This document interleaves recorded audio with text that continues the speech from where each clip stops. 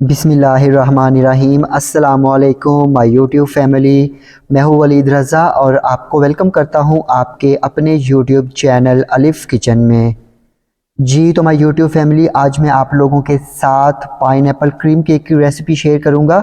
ये मेरा एक ऑर्डर का केक था तो मैंने सोचा कि चलें आप लोगों के साथ इसकी रेसिपी शेयर की जाए और इसमें मैं आपको बताऊंगा कि कैसे हम लोग जो है वो बहुत ही आसानी के साथ कढ़ाई में, बर्तन में या किसी भी पैन में केक को बेक कर सकते हैं।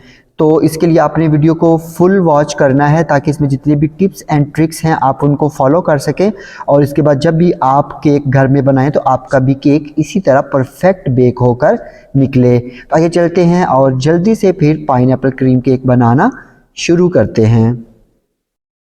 तो यहाँ पे बेकिंग के लिए यानी कि केक बनाने के लिए जो सबसे पहला उसूल है वो ये होता है कि हमने ओवन को या जिस भी चीज़ में, बर्तन में हमने केक को बेक करना है उसको हमने प्री हीट करना है। तो यहाँ पे मैंने कढ़ाई में केक को बेक करना है तो इसलिए मैंने यहाँ पे कढ़ाई को चूल्हे के ऊपर रख दिया है और कढ़ाई के अंदर हमने जो है ये एक स्टीमर स्टैंड रख दिया है। आपके पास स्टीमर स्टैंड नहीं है, कोई सा भी सांचा रख दीजिएगा या कोई सी भी छोटी कटोरी होती है वो रख दीजिएगा। और यहाँ पे हमने इसको जो है वो मीडियम फ्लेम पे प्री हीट होने के लिए रख देना है। और अगर आप बेकिंग ओवन में करेंगे तो आपने ओवन को जो है वो 180 डिग्री सेंटीग्रेड पे प्री हीट होने के लिए रख देना है। तो यहाँ पे जो बेकिंग का दूसरा असूल है वो ये है कि जितने भी इंग्रेडिएंट्स हैं उनको अपने तौल के नॉर्मल रूम टेम्परेचर पे आपने उनको रखना है। अगर अंडे हैं तो वो ठंडे नहीं होने चाहिए, अगर बटर इस्तेमाल कर रहे हैं तो वो जमा हुआ नहीं होना चाहिए, नॉर्मल जो है वो सॉफ्ट होना चाहिए। और उसके बाद आपने जो है वो मैदे और बेकिंग पाउडर को छान के रखना है। इसके लिए मैंने एक स्ट्रेनर ले लिया है और यहाँ पे स्ट्रेनर में हमने शामिल कर देना है, डाल देना है 250 ग्राम मैदा और इसके साथ ही यहाँ पे हमने इसमें 2.5 चाय के चम्मच यानी कि 2.5 टीस्पून हमने इसमें बेकिंग पाउडर शामिल कर देना है। और यहाँ पे हमने मैदे और बेकिंग पाउडर को 2 से 3 मरतबा अच्छी तरह से छान लेना है। तो एक बात याद रखिएगा, जितना आपका मैदा जो है वो हल्का होगा, एरी होगा, केक जो है वो उतना ही अच्छा बेक होगा। तो अगर आप चैनल पे नए हैं तो जल्दी से चैनल को सब्सक्राइब कर लीजिए और बेल आइकन को प्रेस करना मत भूलिएगा ताकि हमारी जितनी भी लेटेस्ट रेसिपीज़ हैं वो सबसे पहले आपको देखने को मिलें। तो ये देखिए जी, यहाँ पे हमने मैदे और बेकिंग पाउडर को 3 मरतबा छान लिया है और अभी यहाँ पे हम इसको रख देते हैं साइड पे। और यहाँ पे इसके बाद हमने जो अपना पैन है जिसमें हमने केक को बेक करना है वो रेडी कर लेना है। तो यहाँ पे ये मेरे पास 10 इंच का केक पैन है, केक मोल्ड है। और क्योंकि हम यहाँ पे 5 पाउंड का जो है वो केक बनाएंगे और इसके बाद जो हमने पेपर से लाइन करना है, ज़रूरी नहीं है कि आपके पास बटर पेपर हो, आपके पास कोई सा भी साफ़ सुथरा पेपर हो आप उसका इस्तेमाल कर सकते हैं।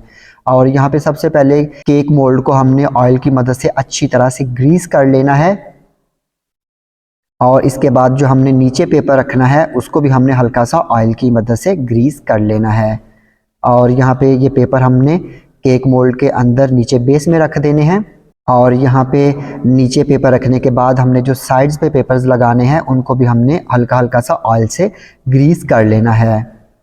और ऑयल से ग्रीस करने के बाद इसको हमने साइड्स पे लगा देना है। तो अगर आपके पास इस तरह का ब्रश नहीं है तो आप ये काम जो है वो टिश्यू पेपर की मदद से या किसी भी सूती कपड़े की मदद से भी कर सकते हैं। तो ये देखिए यहाँ पे हमारा जो केक मोल्ड है वो भी बिल्कुल तैयार है। और यहाँ पे अभी हम आ जाते हैं मेन काम की तरफ। तो यहाँ पे मैंने एक बाउल में शामिल कर देने हैं 10 अदद अंडे, क्योंकि मैं यहाँ पे 5 पाउंड का केक बना रहा हूँ तो इसके लिए हमें 10 अदद अंडों की ज़रूरत पड़ेगी। और यहाँ पे हमने इसमें 250 ग्राम के जितनी चीनी शामिल कर देनी है। और यहाँ पे अंडों और चीनी को हमने 6 मिनट के लिए हमने यहाँ पे इन अंडों और चीनी को अच्छी तरह से बीट कर लेना है कि अंडे जो हैं वो वॉल्यूम में डबल हो जाएं, फोमी हो जाएं, क्रीमी हो जाएं।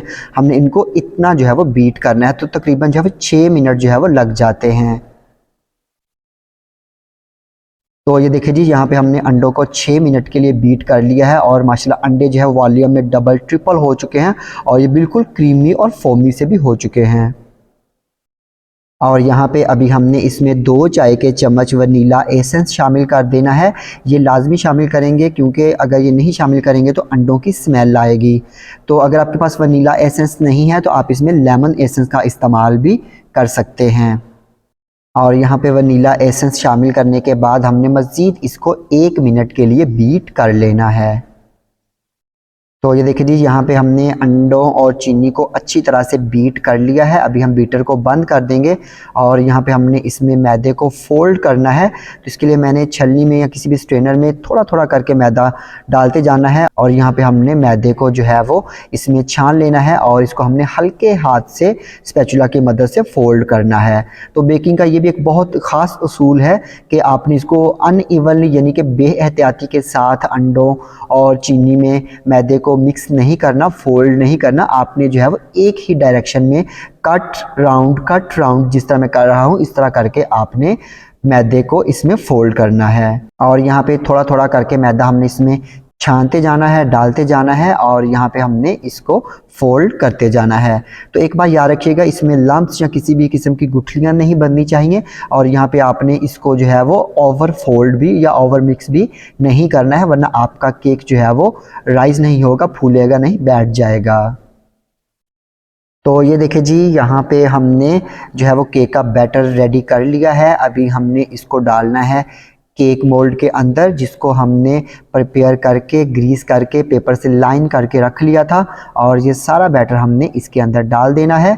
और यहाँ पे अभी हमने इसको बेक करना है। तो बेक करने के लिए हमने पैन को या कढ़ाई को प्री हीट होने के लिए रख दिया था और यहाँ पे इस केक मोल्ड को हमने इसके अंदर रख देना है और यहाँ पे हमने इसको कवर कर देना है और कवर करके 5 मिनट के लिए हमने इसको मीडियम फ्लेम पे बेक करना है, ताकि जो हमारा केक है उसको अच्छी सी हीट मिले और वो राइज होना शुरू हो जाए। तो अगर आप इसको मीडियम फ्लेम पे बेक नहीं करेंगे, लो फ्लेम पे करेंगे, तो केक जो है वो राइज नहीं होगा।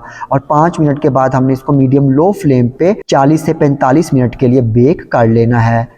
तो एक और बात जो मैं आपको बताना चाहूँगा कि अमूमन क्या होता है कि हम जब केक पतीली में या पैन में बेक करते हैं तो उसके ऊपर कलर नहीं आता। अगर आप लोग ज़्यादा हाइट वाला, ज़्यादा ऊंचा बर्तन इस्तेमाल करेंगे तो वो केक के ऊपर जो है वो कभी भी कलर नहीं आएगा। इसलिए आपने कोशिश करनी है कि कम हाइट वाला जो बर्तन है वो आपने लेना है, उसमें बेकिंग करनी है। इससे क्या होगा कि ऊपर और नीचे दोनों बहुत अच्छा सा खूबसूरत सा कलर आएगा।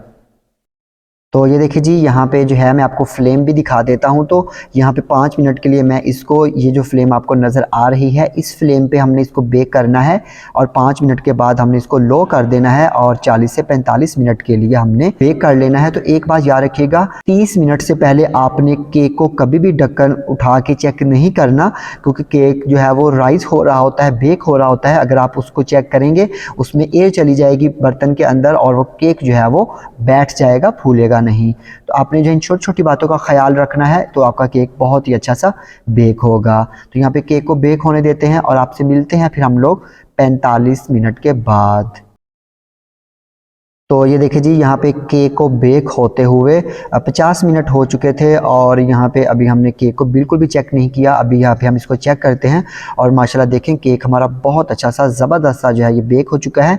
और इसको चेक करने का ये तरीका भी होता है कि कोई भी टूथपिक लें या छुरी लें और इसके सेंटर में आप इस तरह इंसर्ट करें। तो अगर छुरी या टूथपिक जो है वो बिल्कुल नीट एंड क्लीन निकलती है तो इसका मतलब है कि केक जो है वो अच्छे से बेक हो चुका है। लेकिन अगर इसके साथ थोड़ा सा भी मटेरियल लगता है तो आप इसको 5 से 10 मिनट मज़ीद जो है वो बेक कर लीजिएगा।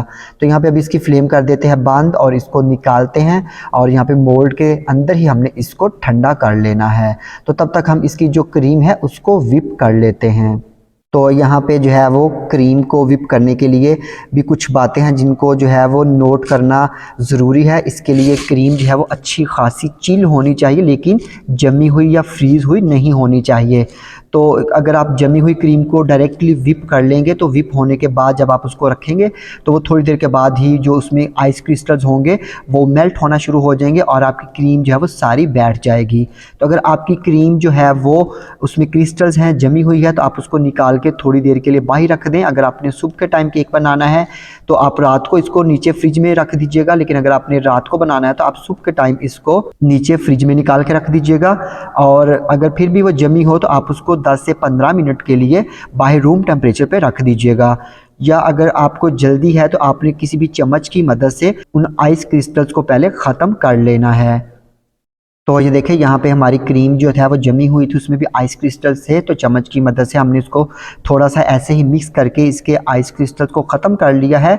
और अभी यहाँ पे हमने इसमें 3 से 4 ड्रॉप्स लेमन एसेंस के डाल देने हैं, क्योंकि हम लोग जो बेकरियों से केक लेते हैं उसमें भी जो है वो लेमन एसेंस का फ्लेवर होता है। लेकिन अगर आपके पास नहीं है तो आप इसको स्किप भी कर सकते हैं। तो यहाँ पे क्रीम को पहले हमने 2 मिनट के लिए लो स्पीड पे बीट करना है, और 2 मिनट के बाद हमने इसको फिर हाई स्पीड पे जो है वो 2 से 3 मिनट के लिए मज़ीद बीट कर लेना है, तब तक जब तक ये थोड़ी सी हार्ड हो जाए, फोमी हो जाए। तो यहाँ पे हमने इसको बीट कर लेना है और मिलते हैं फिर आपसे बीट करने के बाद। तो ये देखिए यहाँ पे क्रीम जो है हमारी बीट हो चुकी है, और यहाँ पे अगर मैं आपको चेक करवाऊँ तो आप इसकी स्टिफनेस चेक करें। माशाल्लाह कितनी अच्छी हमारी क्रीम जो है ये बीट हुई है। तो मैं यहाँ पे विपी विप क्रीम का इस्तेमाल कर रहा हूँ। आपको जौन सी विप क्रीम मिले आप उसका इस्तेमाल कर सकते हैं। इसमें शुगर ऑलरेडी होती है, इसलिए मैंने इसमें चीनी बिल्कुल भी शामिल नहीं की है। तो ये देखिए यहाँ पे मैंने बॉल को उल्टा भी किया है, तो वो क्रीम बिल्कुल भी नहीं गिरी। इसका मतलब है कि आपकी क्रीम बहुत अच्छे से, बहुत परफेक्ट जो है वो विप हो चुकी है। तो ये देखिए यहाँ पे अब केक भी ठंडा हो चुका है, और केक को हम लोग जब मोल्ड से निकालते हैं, और माशाल्लाह देखें केक कितना अच्छा, कितना ज़बरदस्त जो है वो नीचे से भी और ऊपर से भी बेक हो चुका है।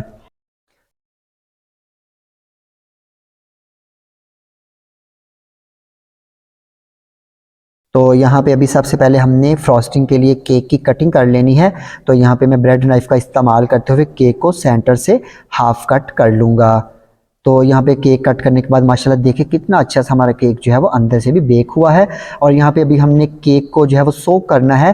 तो मैं यहाँ पे जो पाइनएप्पल का टिन होता है उसके अंदर जो सिरप होता है उसको इस्तेमाल करते हुए केक को सोक करूँगा। लेकिन अगर आपके पास ये नहीं है तो आपने सिंपल जो है वो 1 कप पानी के अंदर 2 से 3 खाने के चम्मच चीनी शामिल करनी है, और इसको थोड़ा सा गर्म करके आपने वो मिक्सर ठंडा करके इसके अंदर इसके ऊपर डालना है। तो केक आपने उस सिरप की मदद से, शुगर सिरप की मदद से सोक कर लेना है। और यहाँ पे अभी हम इसके ऊपर डालेंगे क्रीम, और क्रीम डाल के हमने इसको अच्छी तरह से फैला लेना है।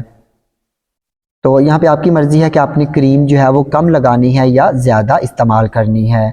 और यहाँ पे क्रीम लगाने के बाद हमने इसके ऊपर पाइनएप्पल जो मिक्स फ्रूट कॉकटेल होता है वो लगा देना है। आपकी मर्ज़ी है, आप सिंपल पाइनएप्पल का भी इस्तेमाल कर सकते हैं। और यहाँ पे अभी हमने इसके ऊपर रख देनी है केक की दूसरी लेयर, और इस दूसरी लेयर को भी हमने पाइनएप्पल सिरप की मदद से या शुगर सिरप की मदद से सोक कर लेना है।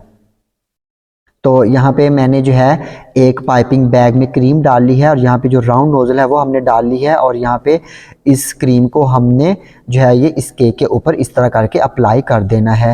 लेकिन अगर आप एक्सपर्ट हैं क्रीम लगाने में तो फिर आप इसको पाइपिंग बैग में मत डालिएगा, फिर आप डायरेक्टली जो है वो क्रीम केक को कवर कर लीजिएगा क्रीम के साथ। और यहाँ पे क्रीम लगाने के बाद हमने इसको स्पैचुले की मदद से अच्छी तरह से नीट कर लेना है। तो यहाँ पे छुरी को गर्म पानी के अंदर हमने डिप करते जाना है, और फिर हमने उससे केक को नीट करते जाना है। तो अगर आप इसको ठंडे पानी में डिप करके करेंगे तो फिर जो है वो केक नीट नहीं होगा।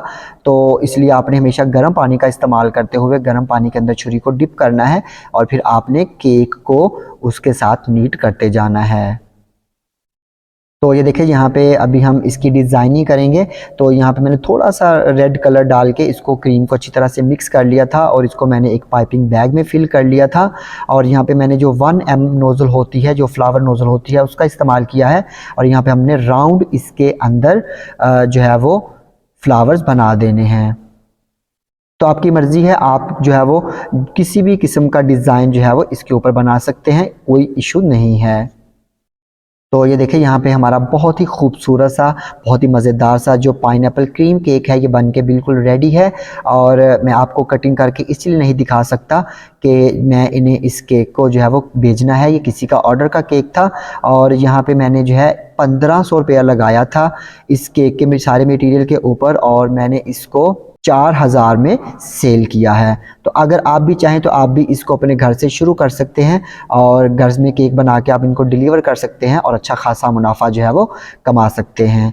तो मैं उम्मीद करता हूं कि आपको मेरी आज की ये पाइनएप्पल केक की रेसिपी यकीनन पसंद आई होगी। अगर आपको ये रेसिपी पसंद आती है इसको लाइक कीजिएगा, कमेंट कीजिएगा, और अपने फ्रेंड्स और फैमिली मेम्बर्स के साथ शेयर करना मत भूलिएगा। तो इसके साथ ही अलिफ किचन से वलीद रज़ा को इजाज़त दीजिए। अल्लाह हाफिज़।